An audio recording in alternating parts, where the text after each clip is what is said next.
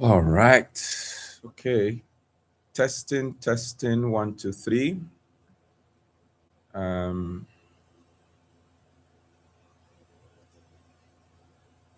I hope you can hear me. Right.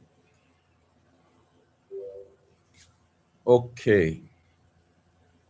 Right. So this evening, we want to look at the state of our relationships right here at Forthright Estate.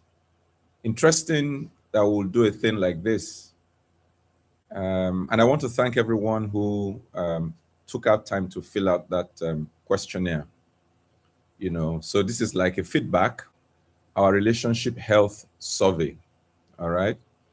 Um, if you're there and you can hear me, you can see me, can you just do a hi on the chat, please?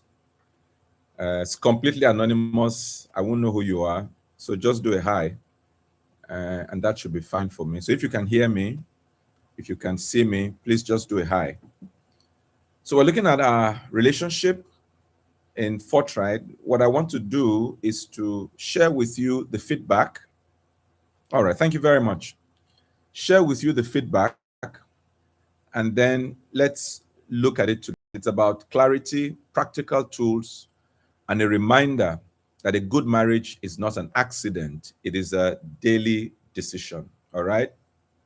So you took an anonymous survey, you were honest. Tonight, we want to share with you what is happening in our relationships. One of the reasons why I'm doing this so that people will know that you are not alone, okay? In your journey of life, you're not alone. Every insight that I will share here tonight comes directly from what you told us. Nothing is invented and everything is real. So, some ground rules. Number one, this is a no judgment space. I'm not here to declare you guilty or not guilty. All right. Whatever we stay here stays here. Number two is for you to know that you are not alone. Challenges are human, they are not personal failures. Number three, that you can communicate via the chat box. All right.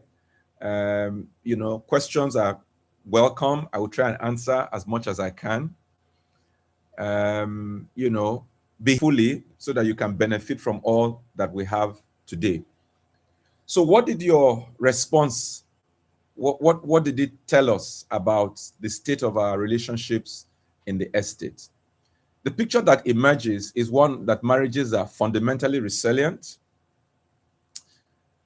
even though quietly stretched. Majority of the couples have been married for over a decade. They are raising children, and they are navigating moderately demanding careers all at the same time.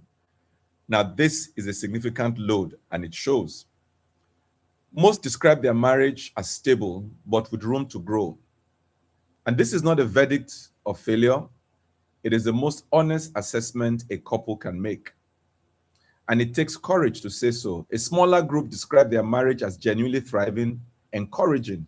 A few are carrying heavier burdens, and this session is for them especially.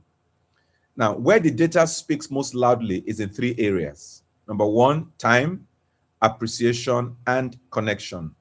Most couples are not spending regular, intentional, uninterrupted time together.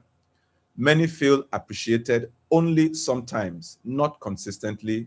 And then emotional connection is present, but thinner than it could be. And then finally, there is work stress, parenting demands, communication gaps, financial pressure. These are the dominant tension points. The way we respond to them together will determine the health of our marriages over the next decade. So that's the summary of your feedback. All right. Those are the things that you said. And what patterns did we notice? Number one, most people are married 10 years and above. So you can say that quite a lot of matured people in this estate, a lot of matured people. All right. Most marriages stable but could improve.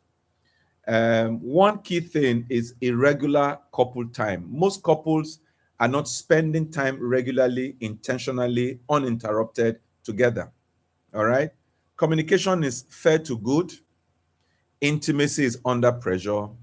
And then there is the external pressure, finances, extended family, and these are consistent tension points rather than, and people are trying to deal with these issues as individuals rather than as a couple. All right, these are the things that we are seeing. So I'm going to run through some of these things and just give you tools and ideas that I believe can help you to deal with this matter so that your marriage can become a little bit better.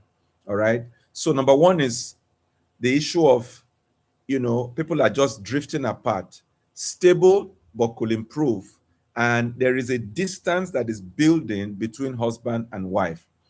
Now, the most common insight of marriage in our community is stable but could improve. This is the most dangerous zone in marriage, not because it is crisis, but because it feels comfortable enough to ignore.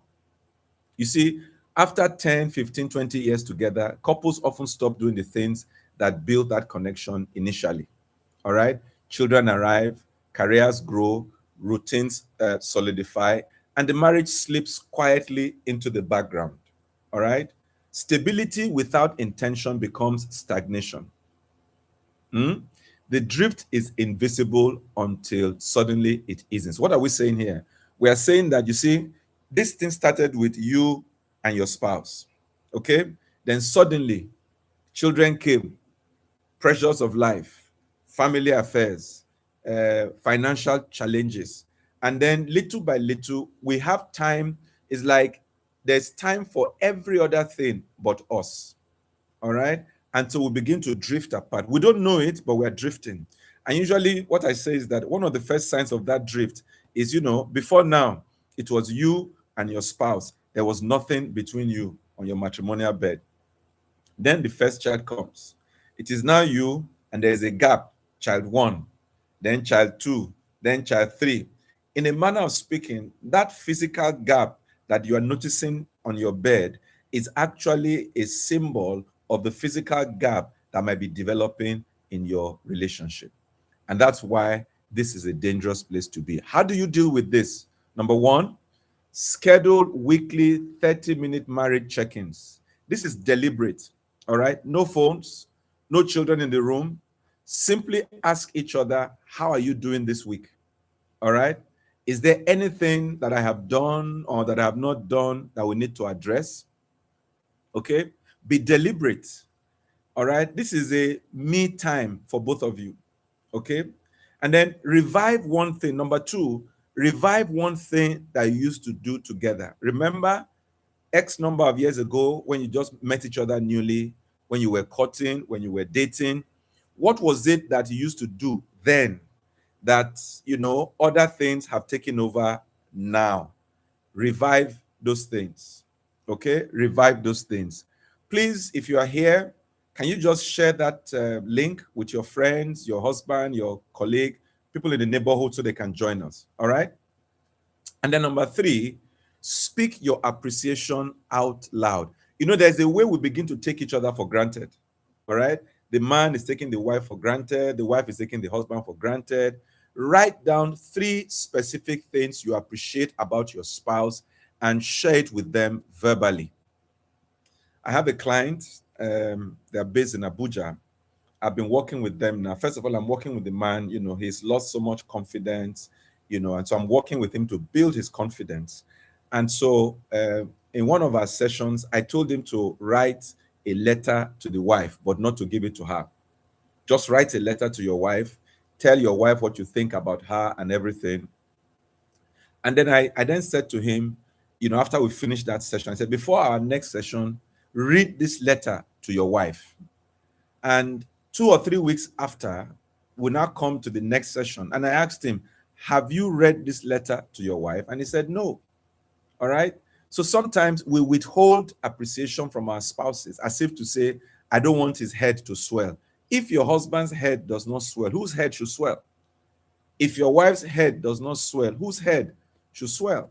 All right. So how do we deal with drift? Number one, schedule a weekly 30-minute marriage check-in. Number two, revive one thing, one old thing that both of you used to do and enjoy together when you were still dating, when you newly got married. And then number three, Speak your appreciation one to another. And then how about time? All right, that's another area where there's a lot of challenge. People don't seem to have time. Marriage that thrives do not find time for each other. They create it, they make the time, they protect the time, and they treat it as non-negotiable. Okay? See, work stress is real. Yes.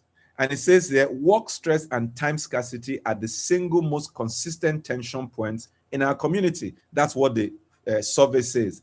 The pattern is clear. Work and parenting consume the best of your energy and your time, and the marriage receives whatever remains at the end of the day, which is usually very little. All right. Now, this is not a character failure, it's a structural problem. Okay. And the solution also is structural. The couples who will look back on this season with gratitude are the ones who decided that the relationship, which holds everything else together, deserve more than leftovers. In other words, you prioritize each other. Okay. So sometimes you say to the children, this is daddy and mommy's time. All right. So you guys go and play, depending on their ages. Go to your room. Daddy and mommy want to sit down together over a cup of coffee, over a cup of tea, over a glass of juice, and they want to just have their time together. All right. Don't um, don't always give yourselves the leftover. Okay.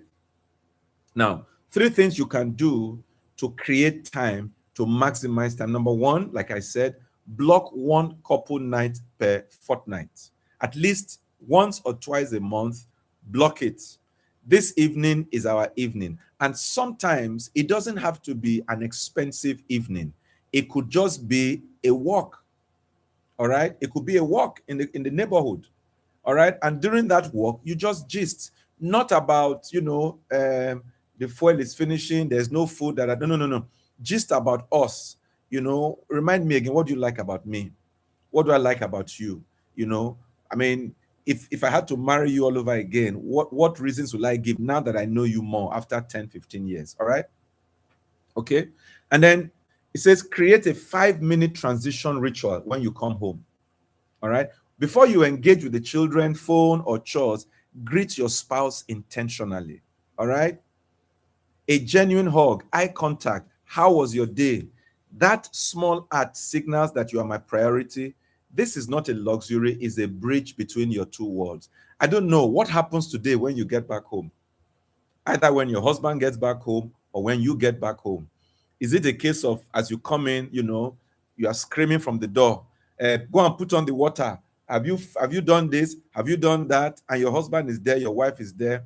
Can I suggest to you, starting from tomorrow, before you leave the house in the morning, after, even if you are driving together in the same car, before you leave the house, I imagine that you have shared a word of prayer together. Give him a peck, give her a peck, give him a hug, give her a hug. When you get back, all right, particularly if you travel back, one person gets back before the other, or just is a ritual, get back home, drop your bag, give your spouse a hug, give your spouse a peck. That is a way to bridge the gap. So it doesn't matter what has happened to you in the course of the day. It's been a tough day, a rough day, but that coming back home and that hug is a reassurance that you are back into, home ground, safe ground. All right. And then have an honest conversation about the home workload. Many couples carry invisible resentment about unequal burdens at home. Discuss it. If you think that you are carrying more of the burden, your husband does, you think your husband is not pulling his weight, you think your wife is not pulling her weight, have a conversation about it, talk about it. All right. When last did my spouse get the best version of me? Ask yourself that question. Not what was left after everyone else has taken their share. I mean, I remember, as a pastor, Sundays are very busy days for us. So when I get back home on Sunday evening, I'm fagged out, I'm tired, and my wife would tease me and say, "They finished you. It is now the leftover that they have sent back home." And we just laugh over it. But it's very true. All right. Because, I've been busy. I've been, attend to this person, attend to that person, counsel this one, settle that quarrel. So by the time I get home, I'm fagged out, and then I sit down and she wants to talk to me, and in 2 minutes I'm sleeping and she gets upset. All right. So have an honest conversation about, your workload. Okay. How about speaking without being heard? Yeah. It says communication in our community is described as fair to good, but few couples describe it as excellent, and this gap matters. There's a significant difference between communication that manages the household and communication that deepens a marriage. Most couples can exchange information, the NEPA bill, is there light? Is the pump working? Have you bought the school books? Did you buy the ticket? Have you, but fewer have created the kind of emotional safety where both partners can say hard things and trust that they will not be punished for it. When last did you have a frank conversation with your spouse? I don't mean a controlled conversation. I don't mean what I call a functional conversation. I mean, it's easy. Generator is not working. Did you speak to John, the AC repairer? Yes, I did. He said he will be here on Friday around 7 o'clock. Of course, anybody can do that. But those conversations that, are deep. It says, when comfort in expressing feelings is in the middle, things are being left unsaid.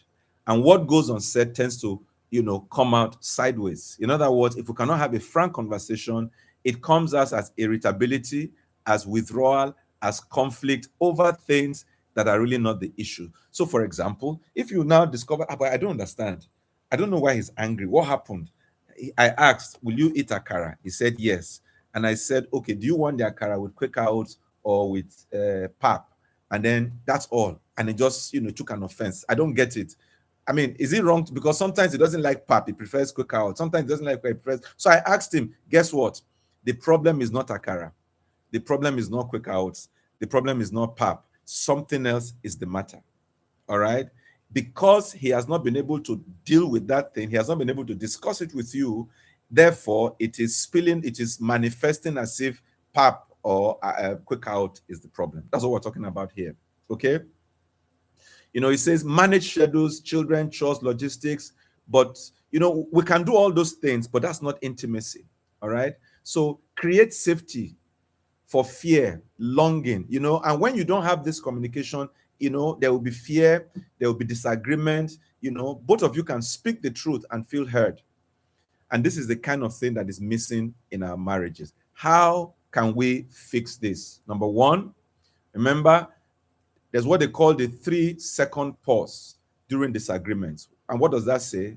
Before responding to something that triggers you, pause for 3 full seconds. That single habit breaks escalation circles than any other technique. All right. It creates space between stimulus and response. And that space is where wisdom lives. Okay. Many years ago, a man, an elderly man was sharing with us that one feedback that he kept on getting about his children, teachers say, oh, your children are very wise. When they speak with wisdom. And the man said, do we know what happened? We said, no, sir. He said, he trained his children that he said to them, before you speak, count up to 5 under your breath. 1, 2, 3, 4, 5. Then speak. And guess what? That delay, so that, normally what is it that causes problem for us? We say it before we think it. Do you get it? And then after you have said it, it's like a egg. Once the egg falls, it doesn't matter who you are. Nobody can reassemble egg. Once it falls and breaks, that's the end. And that's what happens when you speak without thinking. All right? Oh my God, say, look at you. Is that what your mates are doing? Sorry, I didn't mean it. I didn't mean it. I'm sorry. That's not what I meant. That's not what I meant. Look at you, Orobo. You are calling me Orobo. Is it not because of your children? Do you get it? And I didn't mean it like that. But guess what? Even after the matter is settled, it keeps ringing in your head. So he thinks I'm fat. He thinks I'm shapeless. He thinks I'm not. She thinks I'm not good enough. Are you getting it? So this 3-second pause will help you a lot in communication. Number 2, agree on a code word for I need to step away now. Many conflicts escalate because one or both partners cannot exit safely without a feeling like abandonment or stonewalling. All right. So create a word or signal that means I am not done. I just need a timeout to think. Okay. And then the other party should honor it. Are you getting me? It's a protocol. Just relax, honor it, and say, okay, fine. But the guy who asks for a timeout must be the one that reinitiates that conversation within a reasonable time limit.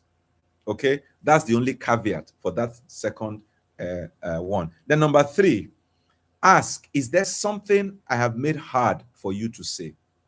Can you imagine if you asked your spouse that, you know, is there something I've made hard? Maybe the way I protect my family members is such that even if my spouse notices something wrong, she dare not say it because I won't hear it. Don't even go there. So, my mother is doing something that my wife does not like. My brother, my sister, or my friend is doing something that my wife does not like. But the way I react anytime she brings up anything regarding my mom, my dad, my brother, my sister is such that she's afraid to broach that topic. And so, because she's not discussing it with me, I am not aware that a storm is building. Do you see that? But if you were to be able to ask this question of your spouse and say, is there something I've made hard for you to say? And you truly mean it, and then he or she can surface that matter, guess what? Your relationship will be the better for it. Ask this question at least once a week. Okay? How about intimacy? Hmm. This is something we don't discuss much. All right. So, what did we hear from the community? Intimacy is the area where our community responses are most divided and where open comments are most revealing. A meaningful proportion of couples report declining or stalled intimacy. The reasons are honest and deeply human: childbearing, body changes, exhaustion of parenting, and stress. These are not excuses, they are realities.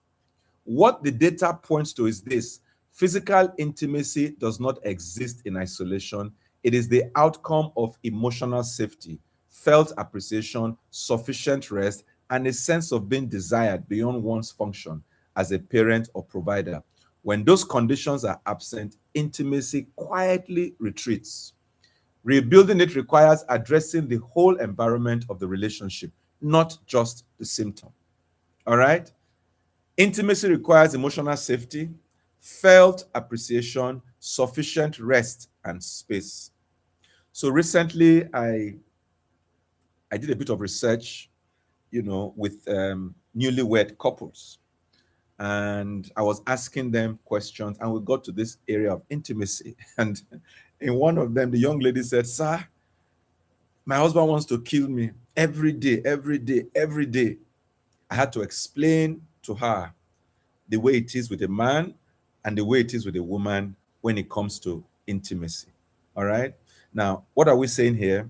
We are saying that what can you do to make intimacy better in your relationship?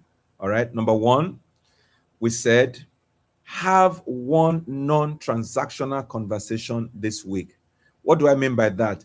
A conversation that is not about children, finances, logistics. Talk about something you find genuinely interesting, a memory you cherish, a dream you still hold. Emotional intimacy is the precursor of physical intimacy. You cannot short circuit the sequence.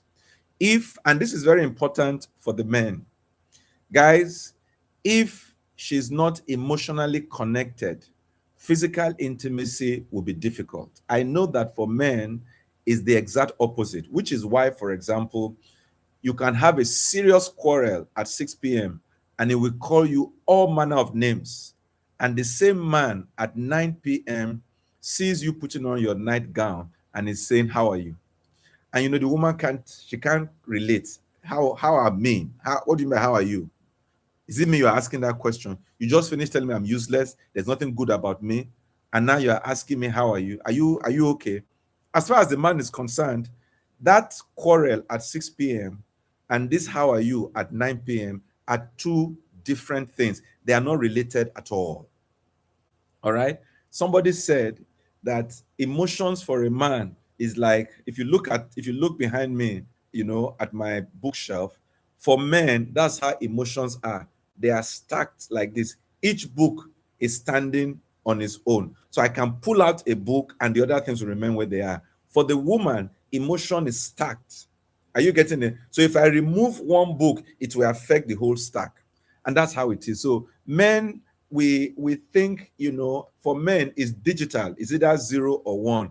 For the woman is analog. They are all interconnected. All right.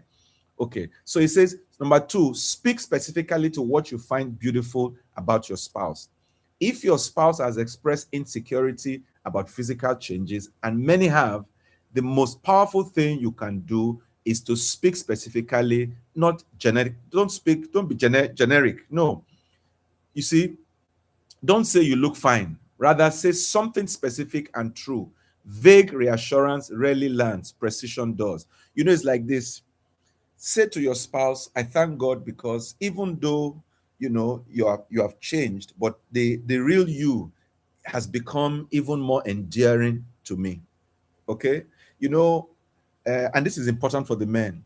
Women are very sensitive to what happens to their body. And whether you like it or not, having children, breastfeeding, they will have an impact on you. It is now for the man to constantly reassure his wife that in spite of those physical changes, he loves her, he appreciates her, and she's precious in his sight. Very, very important. I mean, if there are things you can do, you want to go to the gym, you want to, change your habit, your diet habit, and all that, all well and good. But when you've done everything, your husband must be able to say to you, he appreciates the end product of all your effort. All right. It says, when we reduce pressure, we increase connection. Many couples are struggling with intimacy because they are inadvertently signaling that closeness is a transaction or an obligation. All right. For you to really enjoy intimacy, start with non-sexual physical affection, touch, presence, proximity. Let closeness rebuild naturally over time without performance anxiety on either side. Just mere touch. Remember what I said some time ago? That hug in the morning when you are leaving, that hug when you come back, those things have their place. All right. Now, how about when life squeezes out marriage? Finances, extended family, etc., etc. Listen, we're in Nigeria. Financial pressure is real. Income challenges, health costs, different spending habits. All of these things activate fear about insecurity and trust. When couples manage finances separately, resentment fills the gap. If I don't know what's happening to you financially, if you don't know what's happening to me financially, we're usually going to assume that things are worse than they are. All right. How about extended family dynamics? They call it black tax. I think that's what they call it, where we have to take care of our extended family. And whether you like it or not, let's face it, people that live in Forthright are middle class. So, because of the economic downturn in Nigeria, it is assumed that many of us have family members who are depending on us. All right? Family members who are depending on us. Question is, where does your loyalty lie? And have you drawn boundaries as a couple? Small, clear, consistent agreement between couples build a culture of unity under pressure. Both of you must agree on how you are going to deal with the extended family. All right? You must agree. Again, discuss it. Agree on boundaries. This is how much we're going to give. This is how far we're going to go. We are our primary concern. Before you got married, your immediate family was your nuclear family, and every other person was extended. The moment you get married, you and your spouse become your new nuclear family, and your former nuclear family becomes a remote family. All right? By the grace of God, our first child is married, and we don't interfere with them. We leave them to run their affairs. We are not into them. What are you doing? Where are you coming from? And to the glory of God, they are doing well all by themselves. Okay. So you need to agree. All right. And then if there is financial anxiety, talk about it. I feel anxious about our finances and I need us to talk about it tonight. Let's talk about it together. All right. Rather than saying you spend too much or you don't know how to handle money. No, say, I feel anxious about our finances. Can we talk about it together? All right. So, ladies and gentlemen, thank you very much. So that's the summary of what, the feedback that we got. I hope you've gotten something you can take away from here. If anybody has a question or a comment, please feel free and I will try to answer. Thank you for being here tonight. Your marriage is worth fighting for. All right. And I pray that God will help you to make something good out of your marriage. So if you have questions, I will take them. Otherwise, we're done for today. I will try and share this for others so they can look at it. Yes. Any questions or comments? Thank you very much.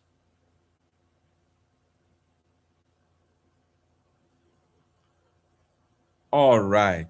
You can take a look at my website, Noruwa edopolo.com.ng. Yeah, take a look at my website. I offer relationship coaching as a service. I have, clients from all over the world, different parts of Nigeria, the US, the UK, Canada, etc., etc. It's been my pleasure to, usually I do a 15 minutes discovery call where we have a conversation to see whether what I'm offering can be of use to you. Otherwise, thank you very much and God bless you.